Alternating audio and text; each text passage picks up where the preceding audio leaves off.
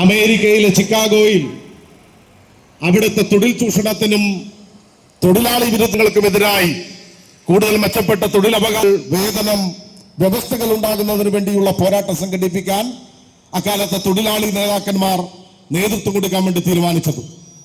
1886 ഇതുപോലൊരു മെയ് 1 അവിടെ 3.5 ലക്ഷത്തിലധികം വരുന്ന തൊഴിലാളികൾ ഹേ മാർക്കറ്റിൽ സംഘടിച്ചെത്തുകയും പൊതുയോഗം നടത്തുകയും റാലി നടത്തുകയും ചെയ്ത് തൊഴിലാളി വർഗത്തിന്റെ ഐക്യദാർഢ്യവും ആവേശവും ഉയർത്തുകയും തൊഴിൽ ചൂഷണത്തിനെതിരായ മുതലാളിത്തത്തിനെതിരായ പോരാട്ടത്തിന്റെ അതുപോലെ തന്നെ സമരത്തിന്റെ നാന്ദി കുറിക്കുകയും ചെയ്ത പോരാട്ടമാണ് ചിക്കാഗോയിലെ സമരം.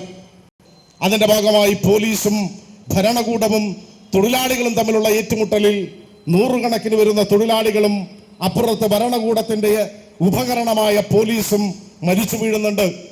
അതിനുശേഷം ആ പ്രശ്നത്തിന്റെ പേരിൽ അറസ്റ്റ് ചെയ്യപ്പെട്ട് തുറുങ്കിലടക്കപ്പെട്ട് തൂക്കിലേറ്റപ്പെട്ട 4 പ്രധാന നേതാക്കന്മാർ, 5-മതൊരാൾ അവിടെ സ്വയം വെടിവെച്ച് ആത്മഹത്യ ചെയ്തു പോയ 5 സാക്ഷികൾ. അങ്ങനെ ആ മെയ് ദിനത്തിൽ നടന്ന പണിമുടക്ക് സമരത്തിന്റെ ഭാഗമായുണ്ടായ കൂട്ടക്കൊലയിലും ഭരണകൂടം പിടിച്ചുകൊണ്ടുപോയി കൊലപ്പെടുത്തിയതിലുമുള്ള രക്തസാക്ഷികളുടെ ഓർമ്മ പുതുക്കുന്ന ലോക തൊഴിലാളി വർഗം ആ രക്തസാക്ഷികളോട് ഐക്യദാർഢ്യം പ്രഖ്യാപിക്കുന്ന ദിനമാണ് മെയ് 1. ലോകത്താകെ ഇന്റർനാഷണൽ ലേബർ ഓർഗനൈസേഷനും വർക്കേഴ്സ് കോർഡിനേഷൻ ഇന്റർനാഷണലും ചേർന്നുകൊണ്ട് ലോകത്താകെ മെയ് ദിനമായി ആചരിക്കുന്നതിന് വേണ്ടി 1889 തീരുമാനിക്കുന്നത്. അതിന്റെ ഭാഗമായാണ് ഞാൻ നേരത്തെ സൂചിപ്പിക്കപ്പെട്ടതുപോലെ ലോകത്താകെയുള്ള രാഷ്ട്രങ്ങളിൽ 80-ലധികം വരുന്ന രാഷ്ട്രങ്ങളിൽ ഇന്ന് അവധി പ്രഖ്യാപിച്ച് മെയ് ദിനത്തോട് ഐക്യദാർഢ്യം പ്രഖ്യാപിക്കുന്നത്. നിങ്ങൾ നോക്ക്, ഇന്നലകളിൽ മെയ് ദിനത്തിന്റെ പണിമുടക്ക്, ചിക്കാഗോയിലെ പണിമുടക്ക് നടത്താൻ ആധാരമായ തൊഴിലവകാശ നിഷേധങ്ങളും തൊഴിലാളി ചൂഷണങ്ങളും അതുപോലെ തന്നെ വലിയ രൂപത്തിലുള്ള പകലന്തിയോളം പണിയെടുപ്പിച്ച് വേതനം മാന്യമായി നൽകാത്ത അവസ്ഥയിലേക്ക് ലോകത്തിന്റെ തൊഴിൽ മേഖല, ഇന്ത്യയുടെ തൊഴിൽ മേഖല അതിവേഗം മാറിക്കൊണ്ടിരിക്കുകയാണ്. നാം എല്ലാം ഇവിടെ സൂചിപ്പിക്കപ്പെട്ടു. 8 മണിക്കൂർ തൊഴിൽ, 8 മണിക്കൂർ വിനോദം, 8 മണിക്കൂർ വിശ്രമം എന്ന് പറയുന്ന ഒരു ദിവസത്തെ 3ആയി പകുത്തു മാറ്റുന്ന ഏറ്റവും സുന്ദരമായ ഒരു സ്വപ്നത്തെ മുദ്രാവാക്യമാക്കി മാറ്റിയത് ഈ മെയ് ദിനത്തിലെ ചിക്കാഗോയിലെ സമരമാണ്. നിങ്ങൾ ആലോചിച്ചു നോക്കൂ, 8 മണിക്കൂർ എന്നത് കേവലമായ ഒരു സ്വപ്നം മാത്രമായിരുന്നു അക്കാലത്ത്. കാരണം 15-20 മണിക്കൂർ പണിയെടുപ്പിക്കുന്ന തൊഴിലിടങ്ങളും ഫാക്ടറികളും തൊഴിലുടമകളുമുള്ള കാലത്താണ് ഈ ഒരു മുദ്രാവാക്യം മുന്നോട്ട് വെക്കപ്പെടുന്നത്.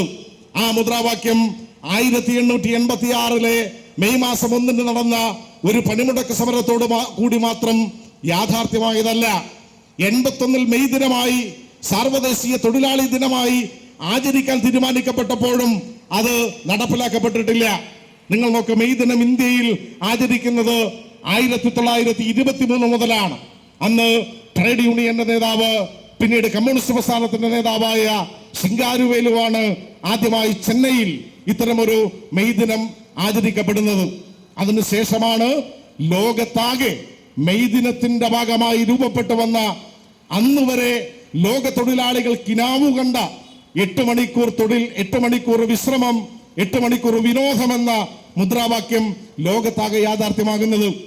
ആ അനുഭവമാണ്, അതിന്റെ ഉൽപ്പന്നമാണ് ഇന്ന് ലോകത്തെ തൊഴിലാളികൾ 8 മണിക്കൂർ തൊഴിലായി നിജപ്പെടുത്തിയ അവകാശം അനുഭവിച്ചു കൊണ്ടിരിക്കുന്നത്. എന്നാൽ പ്രിയപ്പെട്ടവരെ, ഈ പുതിയ കാലം, ഞാനും നിങ്ങളും നമ്മളെല്ലാവരും തൊഴിലെടുക്കുന്ന പ്രദേശങ്ങളിൽ ഒരുപക്ഷെ ഇന്നലകളിൽ ഈ മെയ് ദിനം രൂപപ്പെടാൻ കാരണമായ ചിക്കാഗോ സമരത്തിന്റെ ഉൽപ്പന്നമായി, ലോക തൊഴിലാളികളുടെ അവകാശമായി 8 മണിക്കൂർ തൊഴിൽ സമയം തീരുമാനമായിടത്ത് നിന്ന് ആ അവകാശങ്ങളാകെ കവർന്നെടുക്കപ്പെടാൻ വേണ്ടി പോവുകയാണ്. ലോകത്താകെയുള്ള തൊഴിലാളികൾ അരക്ഷിതാവസ്ഥയിലേക്ക്, അവകാശ നിഷേധങ്ങളിലേക്ക്, ജീവിക്കാനുള്ള അവകാശത്തിന് വേണ്ടിയുള്ള മഹാപോരാട്ടങ്ങളിലേക്ക് 10,000-കണക്കിന് വരുന്ന തൊഴിലാളികൾ ലോകത്തെമ്പാടും തെരുവുകൾ കീഴടക്കുന്ന വർത്തമാനത്തിലാണ് ഈ 2026 മെയ് ദിനം നാം ആചരിക്കപ്പെടുന്നത്. നിങ്ങൾ നോക്ക്, ലോകത്താകെ യുദ്ധവെറി പൂണ്ട അമേരിക്കയുടെ പടയോട്ടങ്ങൾ നടക്കുകയാണ്. ഭരണകൂടങ്ങളുടെ പരമാധികാരത്തെ കവർന്നെടുക്കപ്പെടുകയും ഭരണാധികാരികളെ കൊന്നുതള്ളപ്പെടുകയും ചെയ്യുന്ന ഭീകരരാഷ്ട്രമായി വർത്തമാനകാല ലോകത്തിനകത്ത് അമേരിക്ക മാറിക്കൊണ്ടിരിക്കുന്നു. കാരണം എന്താണ്? നാം പരിശോധിക്കുമ്പോൾ അമേരിക്കയ്ക്ക് നിലനിൽക്കാനാവുക ലോകത്താകെ യുദ്ധഭീതി വിതച്ചുകൊണ്ട് മാത്രമാണ്. കാരണം ലോകത്തിന്റെ സൈനിക ചെലവിന്റെ 40% ചെലവഴിക്കപ്പെടുന്ന രാഷ്ട്രത്തിന്റെ പേരാണ് അമേരിക്ക എന്ന് പറയുന്നത്. അതുകൊണ്ട് സമാധാനം എന്നത് ലോകത്താകെ രൂപപ്പെട്ടു വന്നാൽ അമേരിക്കയുടെ സമ്പദ്ഘടനയ്ക്ക് നിലനിൽക്കാനാവില്ല. അമേരിക്കയുടെ സമ്പദ്ഘടന നിലനിൽക്കുന്നത് യുദ്ധപ്പടക്കോപ്പുകളുടെ വിതരണത്തിലൂടെയാണ്, വിൽപ്പനയിലൂടെയാണ്, ഉൽപാദനത്തിലൂടെയാണ്. അതുകൊണ്ട് യുദ്ധസാമഗ്രികൾ വിൽക്കപ്പെടണമെങ്കിൽ ലോകത്താകെ ഭീതി ഉണ്ടാകണം, അതിർത്തികളെ സംബന്ധിച്ച് തർക്കങ്ങൾ ഉണ്ടാകണം, നയതന്ത്ര പ്രശ്നങ്ങൾ ഉണ്ടാകണം. അതുവഴിയോ മറ്റു രാഷ്ട്രങ്ങളുടെ പരമാധികാരത്തിന് മുകളിലേക്ക് കടന്നുകയറാൻ ഇതര രാജ്യങ്ങളെ പ്രേരിപ്പിക്കണം. അതിന്റെ ഭാഗമായി യുദ്ധമുണ്ടാകണം. ഇതാണ് ഇപ്പൊ രാജ്യത്ത് നടന്നുകൊണ്ടിരിക്കുന്നത്. നിങ്ങൾ നോക്ക്, വർഷങ്ങളായി നടക്കുന്ന പലസ്തീൻ അധിനിവേശം, ഇസ്രായേലിന്റെ നേതൃത്വത്തിൽ നടക്കുന്ന പലസ്തീൻ അധിനിവേശം, കഴിഞ്ഞ 4 വർഷക്കാലമായി നടക്കുന്ന ഉക്രൈൻ യുദ്ധം, ഇപ്പൊ നിങ്ങൾ നോക്ക്, ഇറാനുമേൽ അടിച്ചേൽപ്പിക്കുന്ന യുദ്ധഭീകരത, അതിന്റെ ഭരണാധികാരിയെ കൊന്നുതള്ളിയതെല്ലാം അമേരിക്ക എന്ന് പറയുന്ന ഭീകരരാഷ്ട്രം സ്പോൺസർ ചെയ്ത് ഇസ്രായേലി സയനിസ്റ്റ് ഭീകരത നടപ്പിലാക്കിക്കൊണ്ടിരിക്കുന്ന ലോകയുദ്ധമാണ്. ആ യുദ്ധത്തിന്റെ ഭാഗമായി വലിയ പ്രതിസന്ധികൾ ലോകത്താകെ രൂപപ്പെടുന്നു.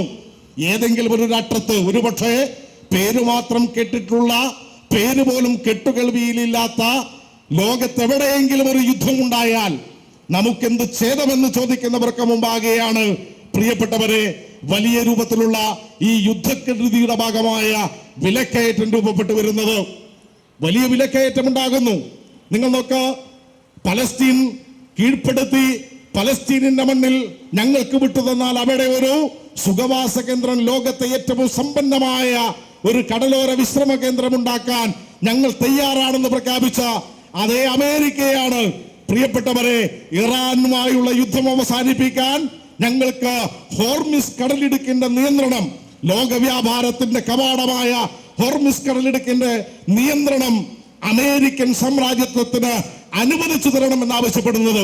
അവരുടെ ലക്ഷ്യം അത് കേവലമായ യുദ്ധമല്ല, ഏതെങ്കിലും ഒരു ഭരണകൂടത്തെ പിടിച്ചു കെട്ടാനുള്ളതല്ല. പകരമോ ആ ഭരണകൂടത്തെ പിടിച്ചു കെട്ടി ആ ഭരണകൂടത്തിന്റെ നിയന്ത്രണത്തിലുള്ള ഭൂപ്രദേശങ്ങളിലേക്ക്, നിയന്ത്രിത മേഖലകളിലേക്ക് കടന്നു വന്ന് സമ്പത്ത് കുന്നുകൂട്ടാനും ലോകരാഷ്ട്രങ്ങളെ നിയന്ത്രിക്കുവാനുമുള്ള വഴികൾ അന്വേഷിക്കുകയാണ് അമേരിക്ക ചെയ്യുന്നത്. ഇതിന്റെ ഭാഗമായി ലോകത്താകെ ശാന്തി ഉണ്ടാകുന്നു, കോടിക്കണക്കിന് വരുന്ന മനുഷ്യരുടെ തൊഴിൽ നഷ്ടപ്പെടുന്നു.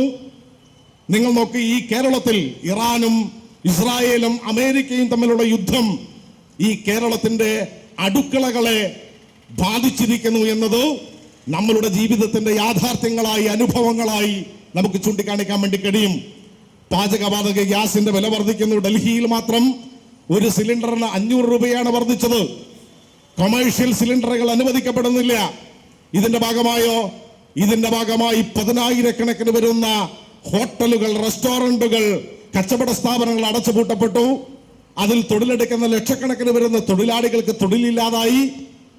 ഇത് വലിയ വിലക്കയറ്റം സൃഷ്ടിക്കുന്നു. ഒരു വശത്ത് തൊഴിലില്ലായ്മ രൂക്ഷമാകുന്നു, മറുവശത്ത് വലിയ വിലക്കയറ്റം ഉണ്ടാകുന്നു. വിലക്കയറ്റം എന്നത്